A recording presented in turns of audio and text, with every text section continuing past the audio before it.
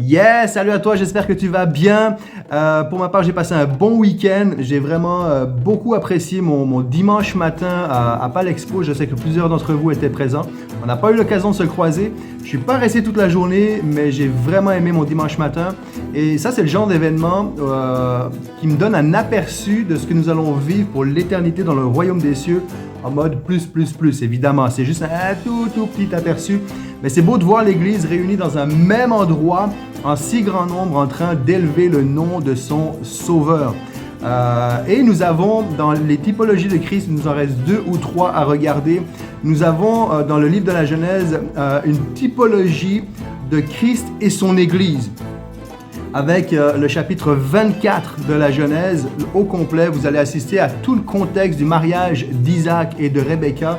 Et il y a 5 aspects où l'on peut voir à travers ce mariage d'Isaac et Rebecca une typologie de Christ et son Église. Premièrement, Genèse 24, on voit Abraham, il a un projet de mariage pour son fils. Donc là, c'est le père qui a un projet de mariage pour son fils. Tout comme Dieu avait un projet pour son fils, un projet d'union entre son fils et nous, son Église, son épouse.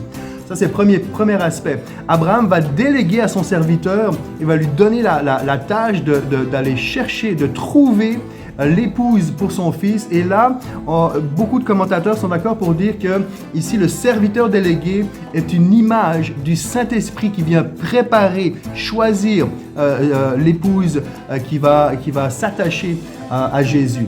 Troisièmement, toujours à propos du serviteur, qui nous amène encore à penser, à voir en lui cette image du Saint-Esprit, c'est que lorsque vous lisez Genèse chapitre 24 au complet, vous allez voir que le serviteur ne parle jamais de lui, tout comme le Saint-Esprit ne parle jamais de lui, mais du Père et du Fils. C'est exactement ce que le serviteur va faire dans ce chapitre 24.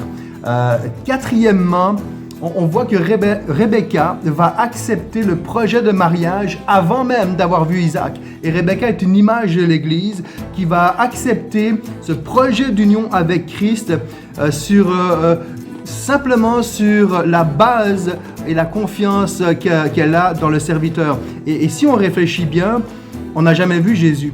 On fait simplement confiance au Saint-Esprit, au témoignage que l'Esprit dépose dans notre cœur pour nous attacher à Jésus, à notre époux céleste. Et enfin, Isaac, on a vu qu'Isaac est clairement une préfiguration de Christ dans la dernière typologie que nous avons vue. Eh bien ici, Isaac va accepter de s'unir à Rebecca sans poser de questions. Encore une fois, c'est l'image du Fils qui est soumis au Père et qui est rempli d'amour pour chacun et chacune d'entre nous. Donc, c'est vraiment une belle typologie que le mariage, une belle préfiguration de l'amour de Christ envers son Église, cette union entre l'Église et Christ qui était dirigée par le Saint-Esprit. Donc, chapitre 24, un bel événement que ce mariage entre Isaac et Rebecca.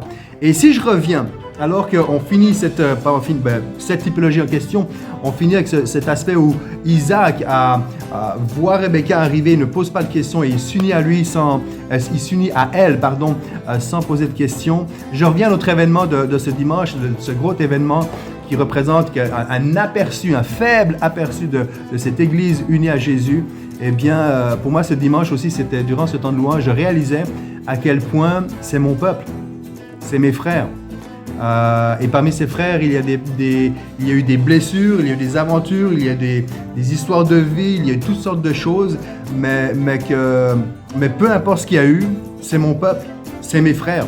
Au même titre que dans ma famille, je pourrais parfois avoir envie, entre guillemets, et même si on enlève les guillemets, des fois c'est tellement intense, envie de renier. Ça ne m'est pas arrivé, évidemment, heureusement, mais on pourrait avoir des moments dans notre vie où on a envie de renier un membre de notre famille, mais même si tu le renies 15 fois, 100 fois, 1000 fois, tu peux le renier toute ta vie. Dans les faits, c'est ton frère, c'est ta sœur, il est membre de ta famille. Et dans les faits, nos frères et nos sœurs, ce sont nos frères et nos sœurs. Peu importe le vécu que l'on a, peu importe les blessures, peu importe les déceptions, c'est mon frère, c'est ma sœur. Et si Christ a accepté de s'unir à nous, imparfaits comme nous sommes, alors nous avons là un appel puissant à demeurer ensemble, unis envers et contre tout, Ça ne veut pas dire qu'on peut avoir des divergences d'opinion, des affinités plus ou moins grandes avec certains plutôt que d'autres, comme dans une vraie famille, mais ça reste que c'est ma famille, avec tout ce que ça implique.